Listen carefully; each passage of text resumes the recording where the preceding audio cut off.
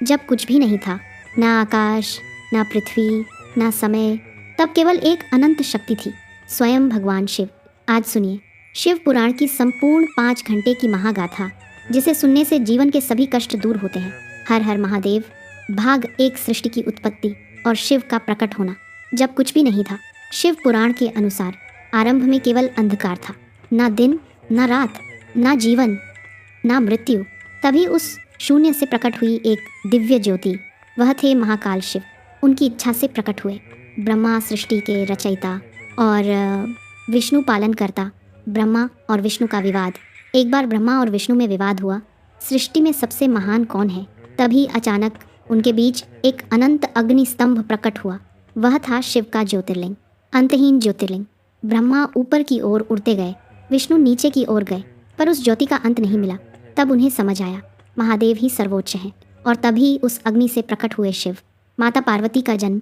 उसी समय धरती पर जन्म हुआ। पार्वती का, जो पिछले जन्म में सती थी, उन्होंने बचपन से ही शिव को पति मान लिया। पार्वती की तपस्या। पार्वती ने हजारों वर्षों तक तप किया, ना भोजन, ना जल।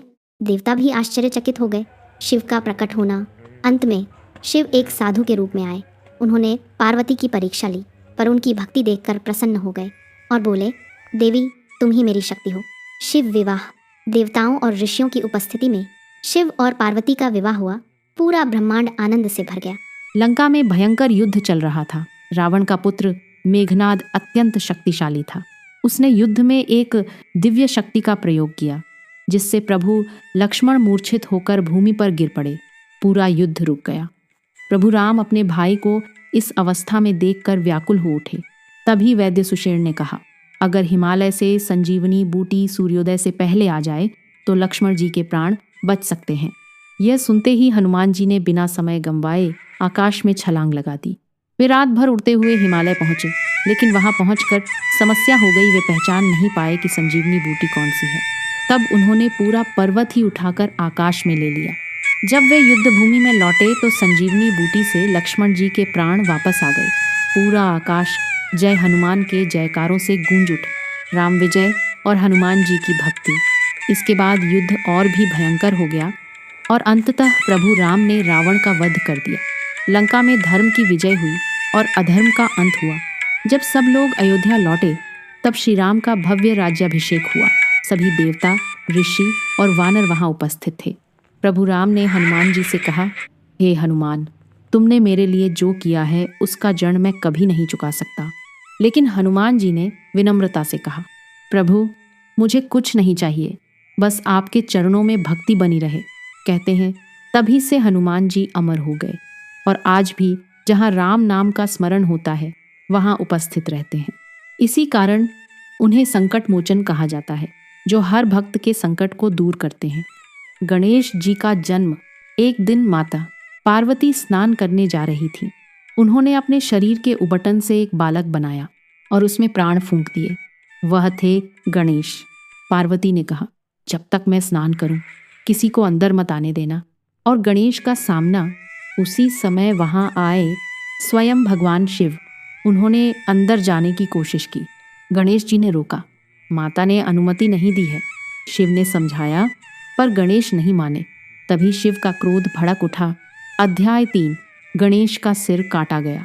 युद्ध हुआ और अंत में महादेव ने त्रिशूल से गणेश का सिर अलग कर दिया। जब पार्वती बाहर आई तो क्रोध और दुख से पूरी सृष्टि कांप उठी। अध्याय 4। हाथी का सिर। पार्वती को शांत करने के लिए शिव ने कहा, उत्तर दिशा में जो पहला जीव मिले उसका सिर ले आओ। वह एक हाथी था और गणेश को नया जीवन मिला। इस प्रकार जन्म हुआ विघ्नहर्ता गणपति। अध्याय 5। कार्तिकेय की कथा। दूसरे पुत्र कार्तिकेय का जन्म हुआ। उन्हें देवताओं की सेना का सेनापति बनाया गया।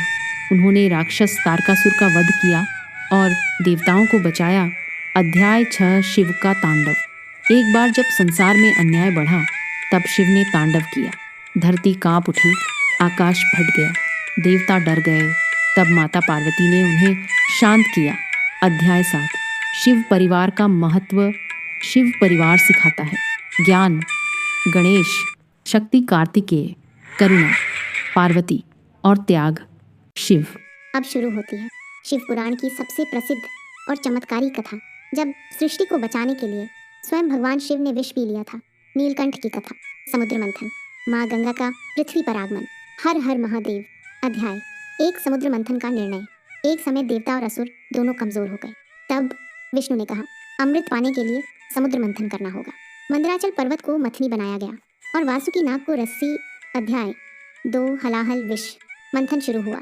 अचानक समुद्र से निकला भयंकर विष हलाहल। उसकी ज्वाला से पूरी सृष्टि जलने लगी। देवता भागकर शिव के पास गए। अध्याय 3, नीलकंठ बने महादेव। सृष्टि को बचाने के लिए महादेव ने वह विष अपने हाथों में लिया और पी गए। तभी माता पार्वती ने उनका गला पकड़ लिया ताकि विष शरीर में न फैले। विष उनके कंठ में रुक गया और उनका गला नीला हो गया। तभी से वे कहलाए नीलकंठ। अध्याय 4, देवताओं का आभार। पूरी सृष्टि बच गई। देवताओं ने शिव की स्तुति की, आप ही सृष्टि के रक्षक हैं। अध्याय 5, गंगा का अवतरण। कई वर्षों बाद राजा भगीरथ ने तप किया ताकि गंगा पृथ्वी पर आए और उनके पूर्वजों को मुक्ति मिले। गंगा का वेग इतना था कि पृथ्वी नष्ट हो जाती। अध्याय 6, शिव की जटा में गंगा। तब शिव ने गंगा को अपनी जटाओं में रोक लिया, धीरे धीरे पृथ्वी पर छोड़ा। इस प्रकार माँ गंगा का अवतरण हुआ। अध्याय 7, कथा का संदेश। महादेव सिखाते हैं त्याग, बलिदान, करुणा और धैर्य।